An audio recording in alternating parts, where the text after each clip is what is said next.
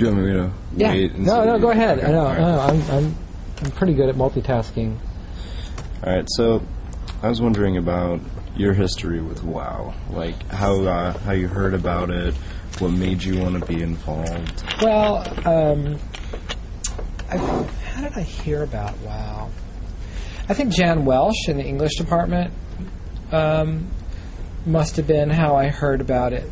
And I think I probably, I think I heard about it because I was, from almost the first day I came here, I was involved with gay and lesbian civil rights / activism on campus. And then through that particular network, I ran into, just because of overlap of things, I ran into someone like, if it wasn't Jan, it was someone else that told me about the Western Organization for Women, and I might have even said, okay, I found the gay group really easily, and I joined it, and I'm active. That's the University Committee on Sexual Orientation. But I said, there's got to be a feminist group, and someone said, oh yeah, there's a Western Organization for Women, and so I said, well, I want to go see what they're up to, and so I began to attend their meetings, and then became very active in the group. Eventually becoming the co-president. Are you that currently? No. But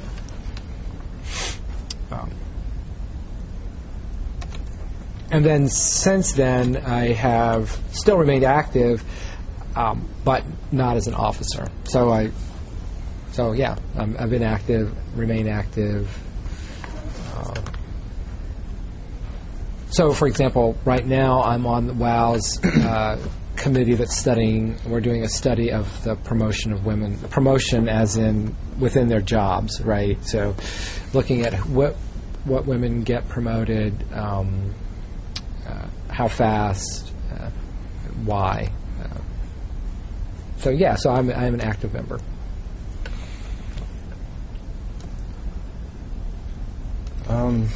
And now, did you want to know why I got active? Yeah. I guess. Because that was like the how I got active. Yeah. Okay, so why I got active is that, and why I immediately went and got active with the feminist group is because I see the oppression, if that might, sometimes that's the right word, sometimes that's a little bit overdramatic, but oppression / restriction, however you want to put it, of gays and lesbians, is really the oppression of women once removed. That the oppression of women is the sort of template, if you will, for the oppression of homosexuals. So if you're going to work for the, and I see now, and I should also add that, the oppression of race is also, connected to the oppression of, historically, to the oppression of women, et cetera. But that I see that there's a pretty direct connection because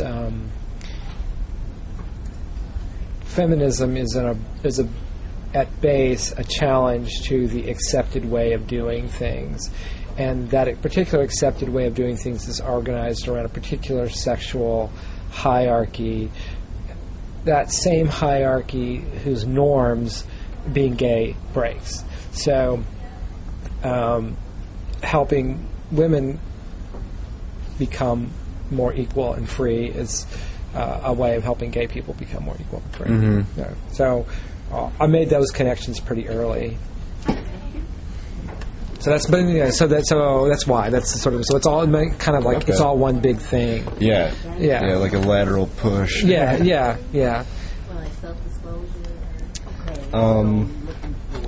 What kind of impact does WOW have that you've noticed in the Macomb community and on WIU's campus? Well, the impact on the campus is huge and pervasive, even if it's unknown.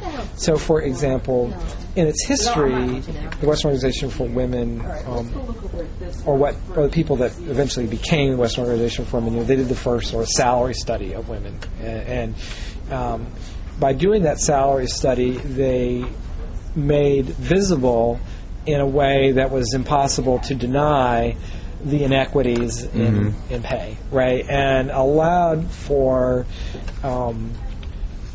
those inequities to begin to be addressed. Because, okay, once you've got a problem and you can't run away from the problem or say the problem doesn't exist, you can still ignore it, but then you do so at your peril, right? Because everybody now knows that you're ignoring the problem. Right? And so in some sense, you can't, the problem is no longer visible. And if you ignore it, then that becomes a very public statement. WOW was also, and while I've been here, very instrumental in in helping push the domestic partner benefits, which is a gay and lesbian initiative that came out of, and I was one of the leaders of that, so that married people on campus got certain benefits, health benefits, memberships at the golf course, because they're the family. It's all levels. It's all the way from health insurance to the family membership in the golf course that were not available to gays and lesbians. So we worked with the administration, with the union, and the Western Organization for Women was very vocal in their support of getting a domestic partner policy wherein people in domestic partnerships, the university would recognize them and would afford them the same benefits that other people got. Or if not the exact same benefits, because until the state of Illinois legalized civil unions, the state of Illinois refused to grant health insurance to domestic partners. The university kind of did this workaround where it was able to two-thirds address that inequity. They couldn't go the whole 3 because of the expense. But so that would be another area. Another area where WOW worked very closely with the union, which I'm the vice president of the union, is the parental leave benefit that's in the contract. And the parental leave benefit just didn't exist before. Before, if you got pregnant, you could take vacation time. You could take some sick time, but you had to save up your vacation time, and you had to make sure you had the sick leave and all of that. Yeah, or they could take what's called FMLA.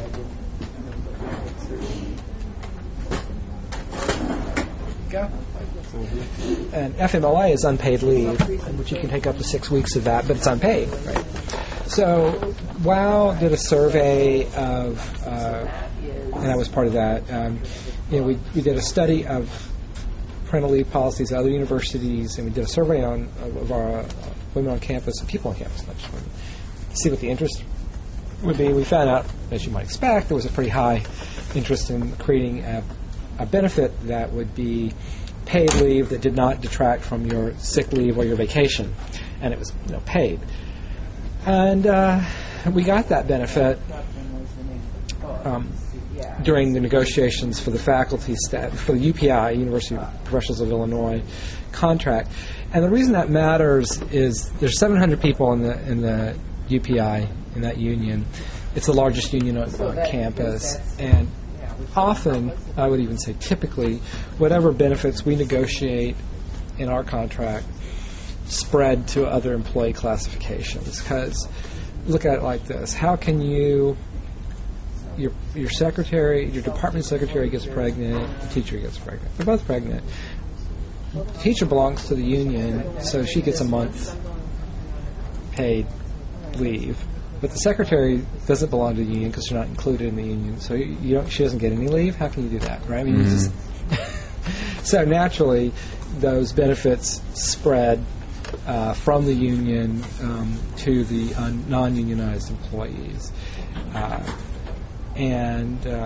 But WOW is what's useful about this relationship between WOW and the union. What's really nice about it is that the union only negotiates. We only negotiate for our members, right?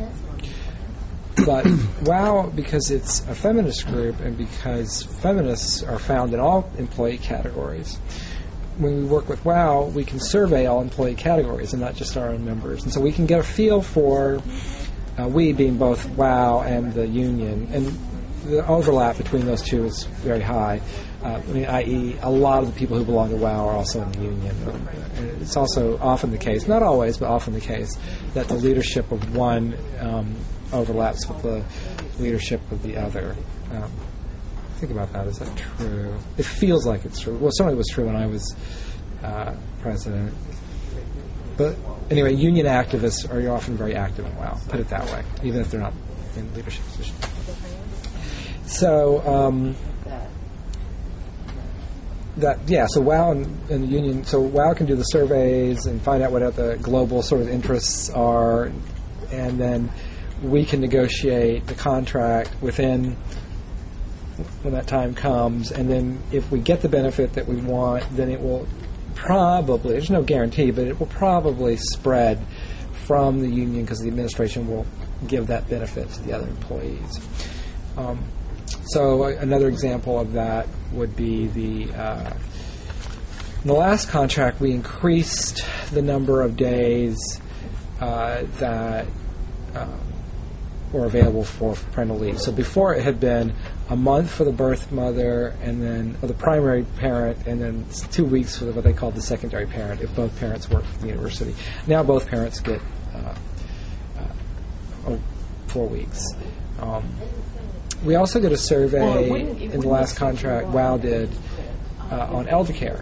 WOW and the union worked together doing an elder care because we want to get a benefit that would help employees take care of their parents. And we knew from a WOW perspective, we knew that most of the people that take care of other people in our culture are women. They're caregivers.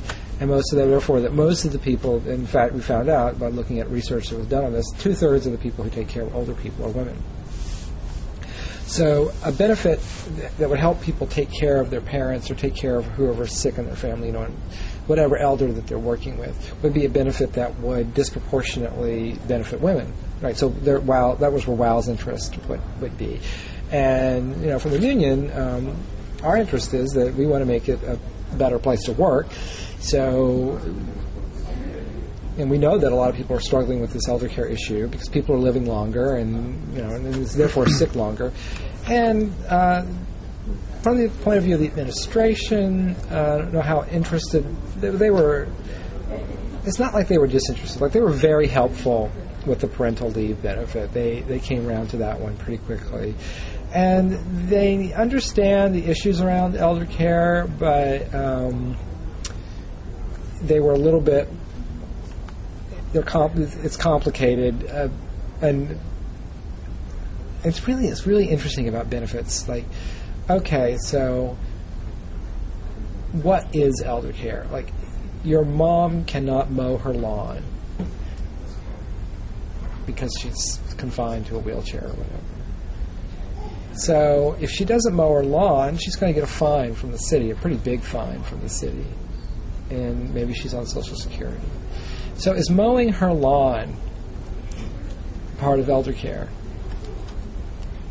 Some people would say, yeah, it is. I mean, the lawn has to get mowed, right? Other people would say, no, it's just mowing her lawn, and you could pay for somebody to do the mowing of the lawn. It's all those kinds of issues. Mm-hmm. Well, anyway, we did a survey, WOW did, and we found out what the issues were. And what happened was, when all was said and done, we got a 10-day, which doesn't sound like a lot, but it's 10 days paid leave to take care of someone who has a terminal diagnosis. Okay, so that doesn't sound like, again, like... Yeah. But on the other hand, because of these issues, like I just gave you an example of, like, what counts as who counts as an elder, what counts as care, most benefits need a trigger, like what sets off the benefit, what starts it, and it probably can't be turning 65, all right. All right. And then there's even a gray area with, terminal. Right. Well, so what we found out was that most care, the bulk of care time that a person takes away from their work time for taking care of somebody occurs in the last 6 months of their life. And so, okay, of course, that's when they would need the most care, right? Because they're completely, more or less incapacitated and stuff. So once we got that, then we came up with the terminal diagnosis idea. That would be the trigger. And then we could create a benefit that would address just those 6 months, which is when most of the crisis of time is occurring. And, okay, so then we can't get, there's no way. We asked for a month. There's just there's just no way they were going to give a month. But they did come down to 2 weeks, and what we did was we said, okay, so you can take those 2 weeks in any increment. So if you wanted to go mow the lawn, if you had a terminal diagnosis, but they don't care what you do with it. You've got X number of paid days, hours, really. And so if you wanted to take, we called it compassionate care, if you wanted to take some compassionate time to do whatever, you could go do that. And you could take it in any increment, in any order. So really, if you think about it, that's 7.5, that's 37, 75 hours. That's 75 hours of care in any increment that you can take. And that's actually, if you think about it, that's a lot of trips to the doctor. That takes actually a lot. And then you could still take vacation and all the other stuff if you wanted. So that's an example of how WOW and the union worked together to really change life on campus for the better.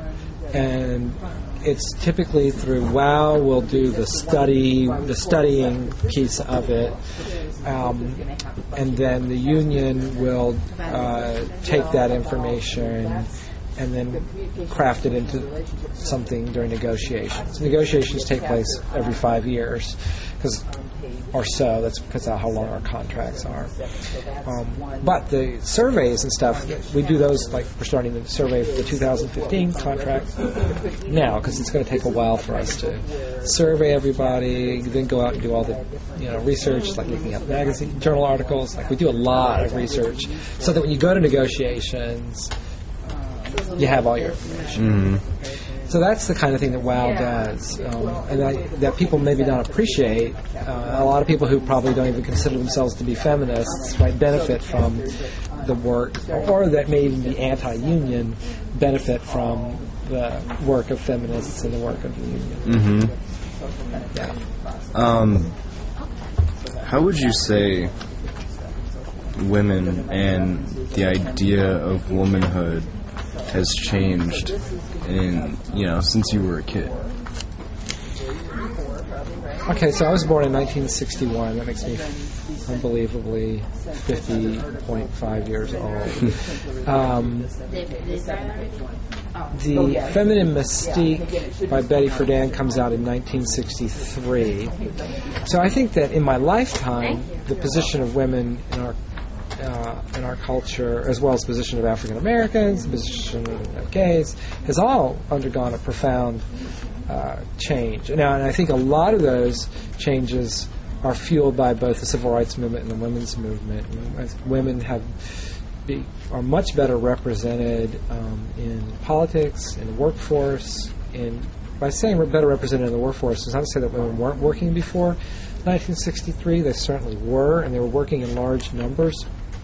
But they weren't able to get promoted the way they are. Even now, I mean, things are not where they ought to be, but things are a lot better, right? I mean, I think now women make about 80% on the dollar of what men make, which, okay, so there's still, it's something more like 77 cents, but it's a lot better than it used to be, right? Mm-hmm. And here at WIU, in the unionized areas, they at least start out the same as men. One of the reasons why we're looking at the promotion issue is that they don't get promoted. And there's all kinds of reasons why they don't get promoted.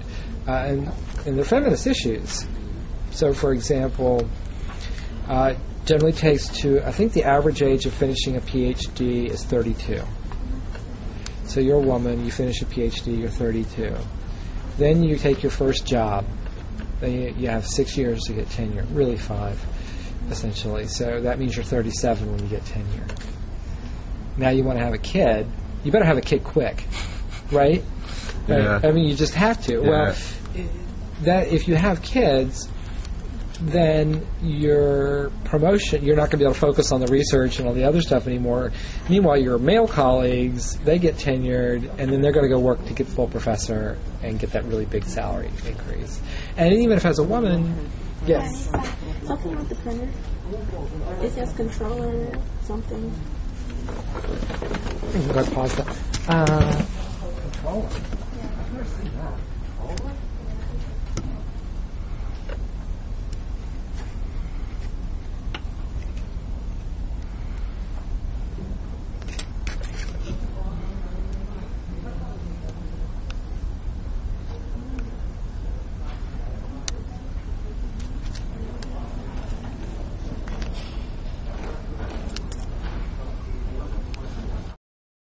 If they do get promoted, it's later, and they're not in rank as long as the guy is before they get retired. So they're not able to put as much money into retirement as the man would be. So that means they don't have as much money in their retirement accounts. It means they have less money. I mean, so it's this thing. So that's one reason why we're studying. But all of that, while all of that's true, I think things are much better because of feminism for women than they used to be.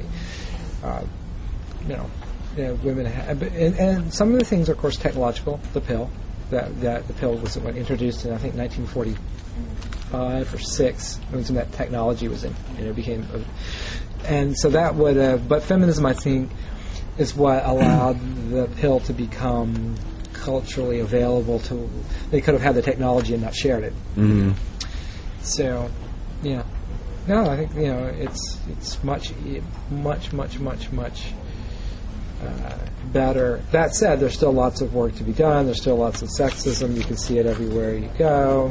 What do you think are a couple key elements in the equity disparity? Because I've heard that, the fact that you have to account for a woman getting pregnant when you hire her for a position. You shouldn't. That should not, of course, enter into your calculations at all. Realistically. I don't know. Well, yeah. I mean, so if we had, it came on again. No, it says now it's a jam. But I looked at it, it's not a jam. Oh.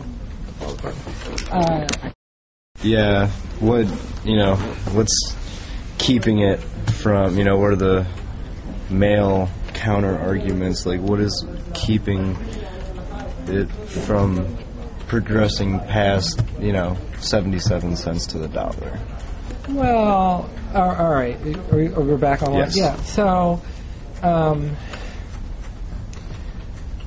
one thing is if we have better child care at WIU, really good child care, so that if every woman on campus who had a child had access to high quality health care that didn't cost much, if anything. Let's just imagine.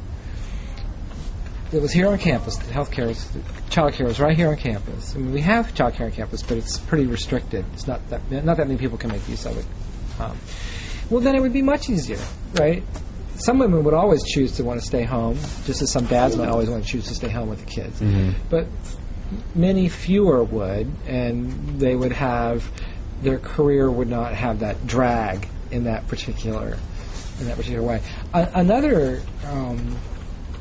thing would be valuing women's work and women's experience more generally and paying for it accordingly, right? That would be another, for example, social work, or just the helping professions that women often go to, teaching, they don't get paid very much.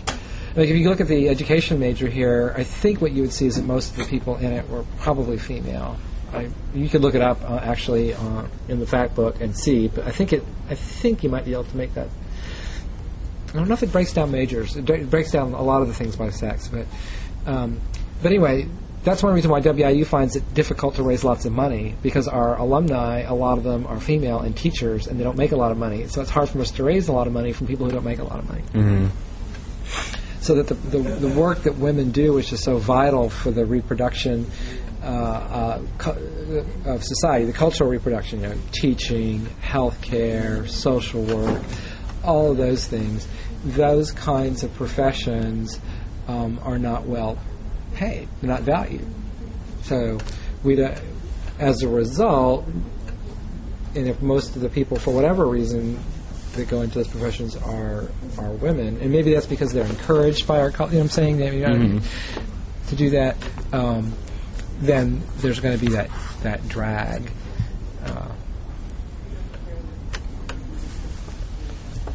So that's, I don't. Is it a conspiracy of a conscious conspiracy of men?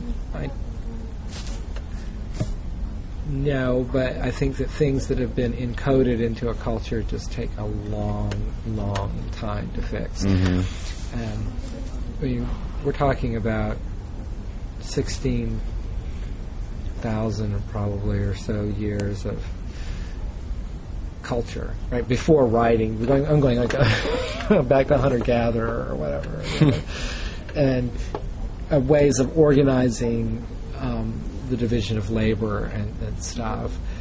Changing all of that takes. We've done an amazing job in our particular world, but it's going to take a while, right? I mean, think about how sexist religion often can be, and that's very slow and difficult to change.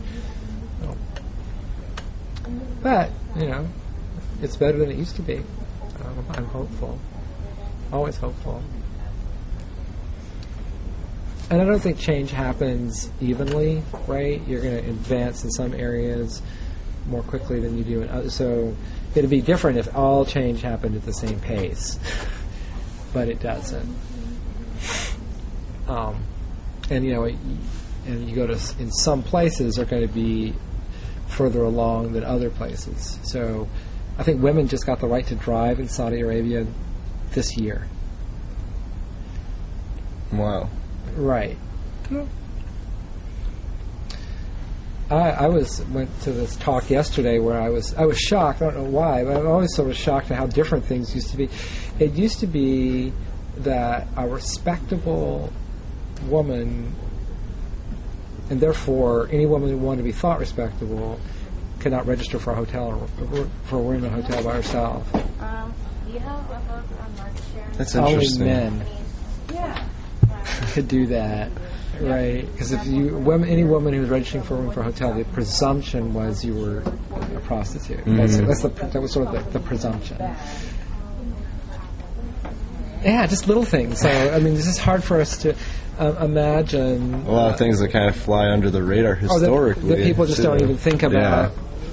Like, oh my God, how could that possibly be? But then when you think about it for a minute, like, oh yeah, I see. Yeah, I totally see that. That's how things, worked, and maybe to some degree still do. To some degree, still work, but enough, somewhat like the gravity of the sun still works all the way out at Saturn and Neptune, right? They don't feel it as much, but it still keeps them in its orbit. Mm-hmm. The same thing. Yeah, I think we always have to remember that there's a lot. Things can always be different and worse and better. Are there other things besides the financial aspect of? I'm sorry. Yeah, that's fine. I've been walking away. Hello. Yes. I'm sorry. Oh, hi.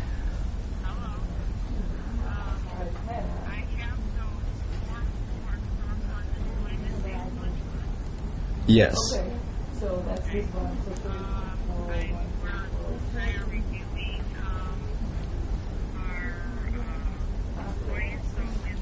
For smartphones. Yeah. Okay, I was just thinking. Yeah. Okay, so then there you have.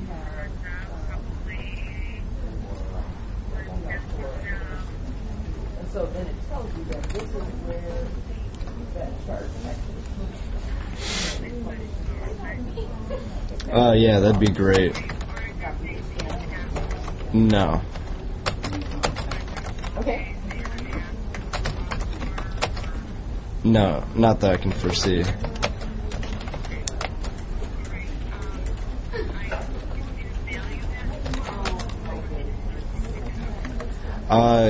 Yeah, would you be able to mail it to me? It's 215 North Ward, W-A-R-D, Street, in Macomb, Illinois, 61455. Yes.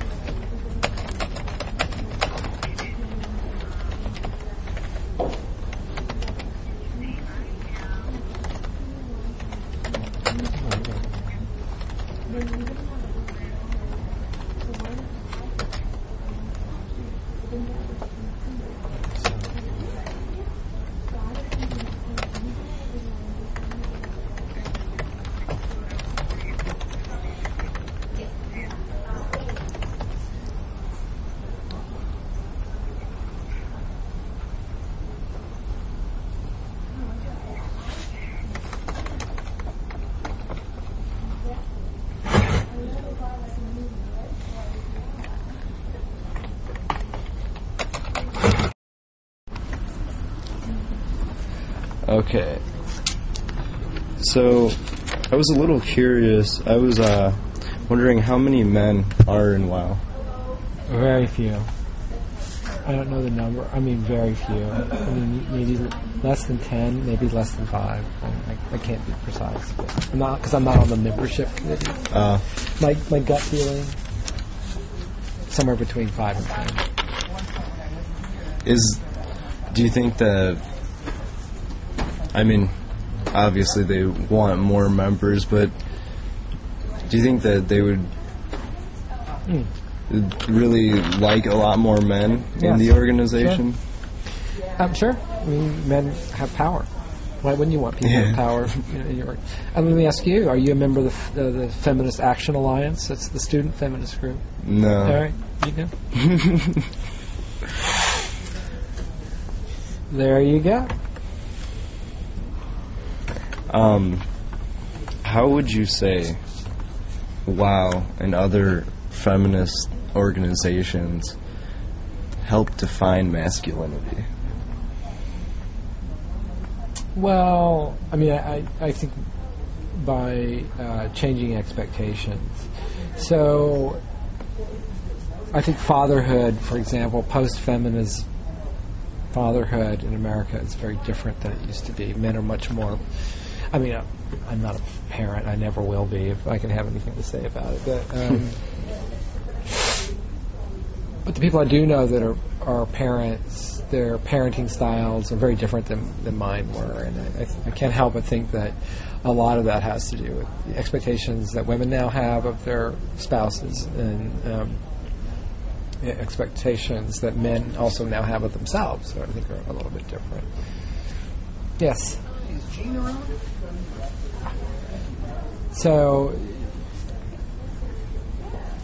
I think that's just, huge. And I also think that the fact that women participate a lot more in traditional male activities, that men are more comfortable. We'll just leave it. We'll leave it in they find their masculinity.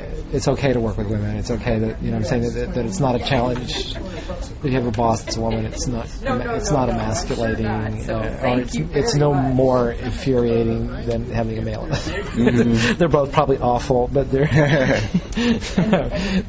saying so that I think that's another thing that men are just more comfortable now with women in positions of authority and power. Maybe not as comfortable as they could be or should be, but more so.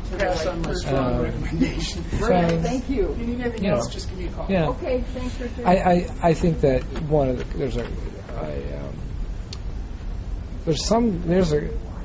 there's something going on with men in our culture. The very fact that, for whatever reason, men still commit the vast majority of crimes, especially violent crimes. The fact that there's a failure to change that feminism is not really addressed. The fact that, and this is happening on this campus, it's not as bad here as it is at other places, but it's quote unquote worse, quote unquote. The number of males to females on campus is out of whack, right? And this is a trend across the country that men either don't come to college at all or drop out. That they're not completing their college education at the same rate that women are. And there's a lot of questions about why is that. And so I don't. I mean, I don't know if that's a masculine thing or is that something else. Some people say that's because the kind of jobs that a lot of men want or get don't require 4 years of school. So if you teach yourself to program a computer and you can prove that, then you don't need to spend. So there's just all these, but nonetheless, since a higher education is one of the best predictors we have for future financial security, and the reason I harp on the finance part is that we live in a capitalist society, and money is like oxygen. The people who have it have more freedom, more power, more than those who don't. Quite right. Literally water. Yeah, right. So, so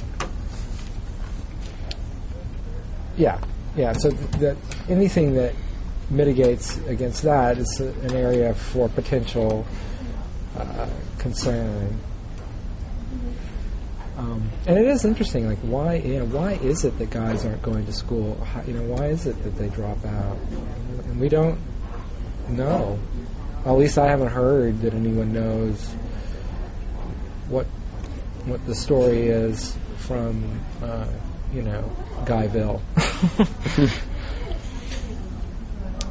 And a lot of people say that because of the changing nature of rules between the sexes, that a lot of people don't know what it means to be a man anymore. That before the rules were seemed to be fairly clear and simple. Being a male meant not being like them, but then suddenly they're doing a lot of the same things that you're doing, so then how can you not be like them because they're doing the same things you are, right? And then you're being told that a lot of things that your forefathers did, like beat the hell out of their wives and girlfriends, are not right. I'm saying it's just all these hidden assumptions about what masculinity is, where the boundaries are, and that was actually my next question is, what is a man? Because it seems like, recently at least, that throughout history it's been defined by other things, or defined by not being this, not being that, but hard to actually or also being defined as being a warrior, right? I mean, there are positives, positive ways that we're defined, men are the ones that go to war and kill people, and what's one of the areas where there's still a lot of cultural resistance, right? We don't want women in combat. And why not? Well, they're not sure why not, because the more mechanized warfare has become, the less dependent it is on physical strength, right? Not that you still don't have to be physically fit, but it's not the same as using your muscles to throw spears. You have more muscle power, all right, but pulling a trigger doesn't require that many muscles. More mechanics. Right. So, in other words, I think there is. I mean, I think that's something that men and women are trying to figure out. What is women seem to have a far greater, in some respects, a far greater latitude of emotional self-expression than men do. But and also, speaking more personally, being gay, that I think the fact that gay men, gay boys are more open has also contributed to this cultural confusion because we also cause the lines to blur, right? Because what could be worse than being a fag? But wait a minute. I don't think I exactly understand anymore what a fag is. The athlete over there, that's a fag. The policeman over there, that's a fag. The Marine that just came off he's a fag. Wait a minute. I don't understand. You know, so it all gets all blurred up again, and and gender roles in general. Right. So I think it's just and then maybe the answer to that question is that for both men and women we just think less and less about what does it mean to be X man or X woman, rather we think about what does it mean to be X kind of person. I don't think we're ever going to and I don't imagine we ever will get away from some form of gendered identity. That would take a long time, but it may be that it's less important. Yeah. And the other things become more important. What is that? Kind of cool. Thank you. There's a Meebo that just came up, but it's a very odd Meebo. No, it's just a citation. Why do you like that?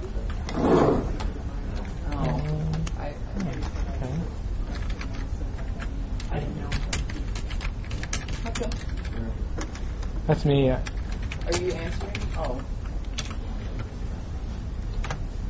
Hey, enter. Now one. Enter. All right. So what was, Australian family physician. Let's see if we have it. We probably don't.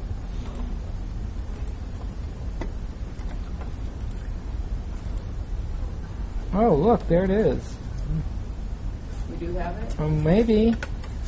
It looks like, sort of. Australian Family Physician 2004.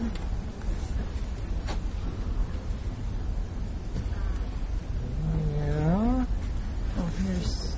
I'm just jumping on one of them to see if I can get into it. What does this number mean?